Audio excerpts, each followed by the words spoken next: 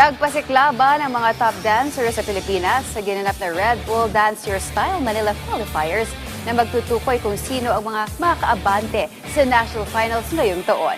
Alamin ang mga naging kaganapan sa event na yan sa ulat ni Bernadette Tinoy.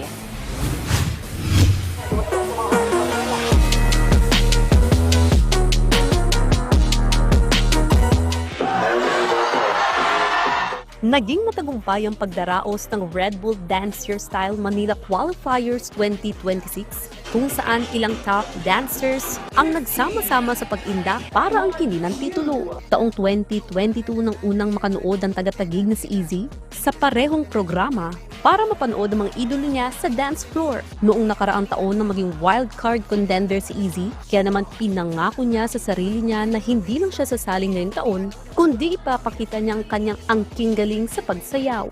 Umabot sa top 4 ang Pinoy dancer kung saan tinalo niya si Allen para makabante sa finals. Hiyawan ang nanaig sa Hydro Super Club na makatapat niya ang Pinay veteran dancer at crowd favorite na si Serge.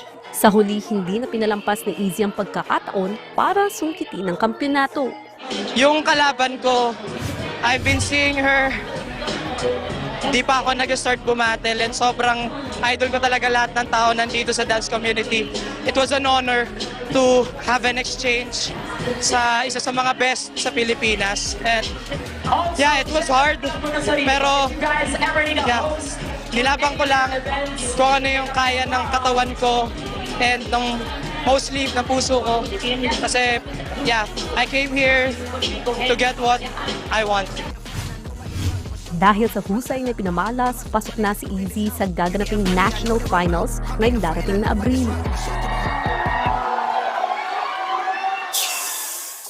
Gusto ko lang mabigyan ng magandang performance yung mga tao and to showcase my talent sa buong Pilipinas and yeah, to represent the families and crews and friends na tinulungan ako para makapunta ako dito sa kung nasan ako. Marami mang hinarap na pagsubok, buo ang determinasyon ni Easy na ipagpatuloy ang kanyang pangarap sa larangan ng pag-indak.